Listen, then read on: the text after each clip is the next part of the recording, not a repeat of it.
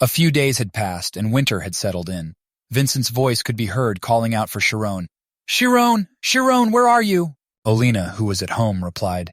Chiron already left for the lumberyard to get more wood. Vincent's response was filled with concern. What? The snow hasn't even stopped falling yet, and he's gone for more wood? He paused for a moment, and then said determinedly, "I'll see if I can find him." As Vincent trudged through the snow, his thoughts turned back to the events of that spring, when he had first brought Chiron to the city. "I nearly lost him. The child merely said he got lost. But—" Vincent couldn't help but wonder, what actually happened to him back then? While Chiron was busy cutting wood in the woods, his mind was consumed by thoughts of the magic that was activated that day. He hasn't been able to use it again since. The magic he was able to use subconsciously. There was no way to tell what happened through insight, because the process was omitted, because there wasn't any knowledge of magic. Determined to explore further, he closed his eyes and focused on entering the spirit zone. But it's possible to enter the spirit zone, he whispered to himself. In the spirit zone, I can sense everything. The sensation, form, and scent. I can feel everything about this tree. What is... As he concentrated, he felt a distinct point on the tree, an inexplicable connection. I can't explain it, but I can feel it. With a resolute swing, he struck the tree precisely at that point, causing it to crack and fall. Overwhelmed by his newfound ability, Chiron exclaimed, "I can even cut down the tree with one swing." His voice filled with awe, he whispered to himself, "Magic." As Vincent approached, he witnessed Chiron cutting down the tree with a single powerful strike. Shock and fear filled Vincent's face as he watched the astonishing demonstration, prompting him to hide behind a nearby tree. His mind raced with thoughts as he tried to comprehend what he had just witnessed. What did I just see? He wondered. As he reflected on the technique Chiron had used, he recalled its name. That's Thunderstrike. This technique, known as Thunderstrike, involved delivering a powerful blow to the core of the tree, causing it to be felled with a single swing. The impact produced a resounding sound akin to thunder, which earned the technique its name. Vincent cautiously peeked out from behind the tree, his eyes widening in astonishment as he watched his son using a saw to cut through the fallen tree. Unbeknownst to Chiron, his father observed him with a mixture of astonishment and intrigue. As Chiron focused on his task, deeply engrossed in his thoughts, it's just one success out of 100 attempts, like the magic that day. Vincent couldn't help but feel a surge of emotions. He fought back tears and tightly clenched the magic book in his hands. Whispers escaped his lips. He needs actual knowledge, not just luck. Tomorrow, and the day after that, will repeat it endlessly. Determined to support his son's growth, Vincent vowed to provide him with the guidance and knowledge he needed to harness his talents to their fullest potential. 3 years had passed since that momentous day, and on this particular day, Chiron was at the depths of the woods. Seated upon a humble tree stump, he devoted himself to the practice of entering the spirit zone, seeking to refine his connection with everything around him. Rising from his perch, Chiron reached out for his faithful axe, lodged firmly in another tree stump nearby. As he approached a majestic tree, placing his palm against the rough, weathered bark, Chiron whispered a solemn affirmation to himself, the words carrying the weight of his profound understanding. I don't see it through my eyes. My eyes feel it. With a skilled swing, his axe sliced through the air, hitting the tree with precision and force. The impact produced a resounding crack that echoed like thunder. The ancient tree, once proud and unyielding, succumbed to Chiron's mastery, surrendering to the unstoppable force of his strike.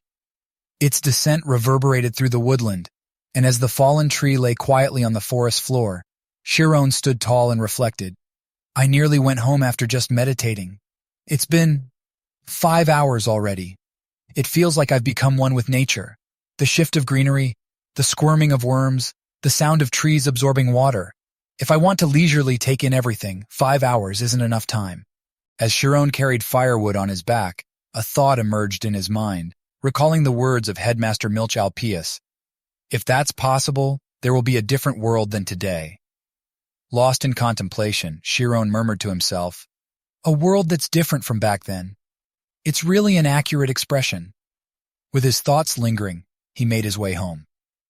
Upon reaching his destination, Chiron's eyes caught sight of two elegant white horses and a grand carriage parked nearby. Intrigued, he pondered, "Is there a guest here?" As Chiron stepped into the house, following his customary greeting of "I'm home," he immediately noticed his parents seated at the table, accompanied by a guest.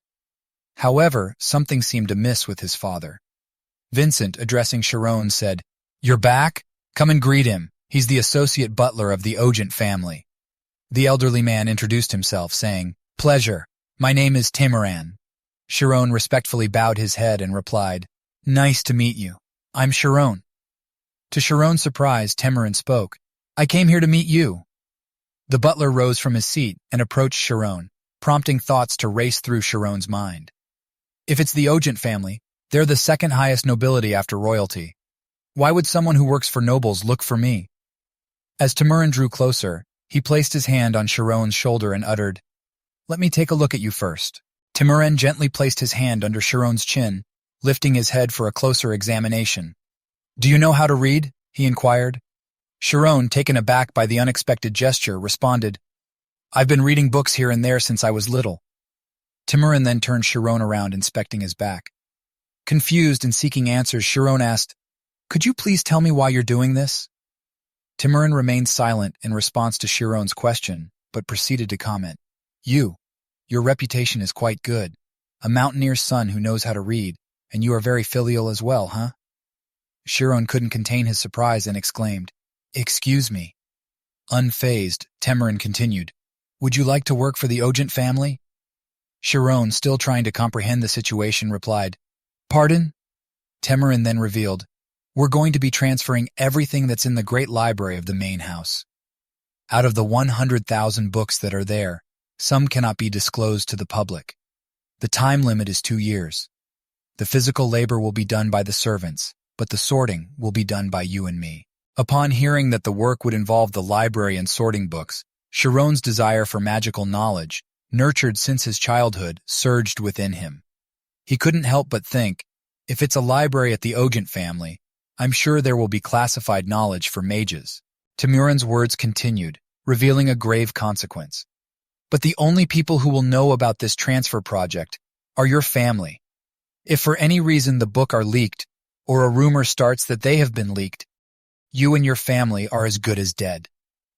The weight of Timoran's statement weighed heavily on Vincent and Olina, evident by their nervous expressions. Chiron observed their serious demeanor and pondered the reason their facial expressions are so serious. Undeterred, Timoran went on, "I will pay you handsomely, since you will be risking your life. It will be an amount you could never earn, even during a good hunting season, so you'll be reaping the benefits by bringing up a good child." As Vincent absorbed Timoran's words, he abruptly stood up, his voice filled with emotion. "Money isn't the reason we wanted to hear you out. I merely wanted our Chiron to—" Vincent paused, his sadness evident before continuing, "be able to achieve his dreams." Timoran's laughter echoed through the room, leaving Vincent and Olina stunned by his response. Undeterred, Timoran continued his derisive remarks. "What are you thinking, man? What, you think he's actually going to become something? Dream on.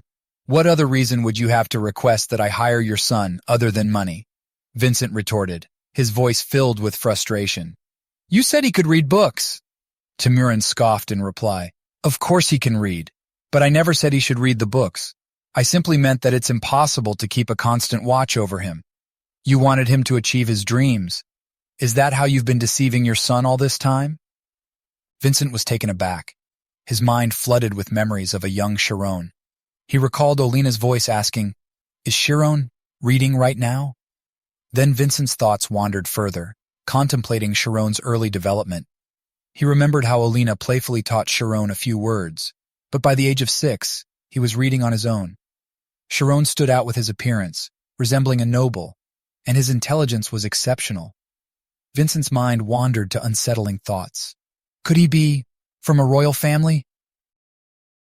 If he wasn't raised in our household but brought up by a noble, he could have been educated in school. Vincent wrestled with conflicting emotions. No, what am I thinking? Chiron is my son. As the child of a mountaineer, he should learn the ways of the mountains. Yet the image of Chiron cutting a fallen tree for firewood invaded Vincent's mind. But when Chiron started working in the mountains, I became fearful. I have raised that child. As a mountaineer's son. Overwhelmed by his thoughts, Vincent found himself consumed by a deep sense of unease. Vincent's memories resurfaced, replaying the moment when he had begged with Timurin on his knees, desperately seeking his son's hire. You need a commoner who knows how to read? Please, please hire my son. He's been able to read fluently since he was a child, and he's very smart. Please just let him. Let him read books. Vincent's voice trembled as he addressed Timurin, regret now evident in his words. We don't need a single penny from you. If I had known things would turn out like this, I would never have begged you like that. Anger and fury surged within Vincent, and he shouted, Get out of my house right now!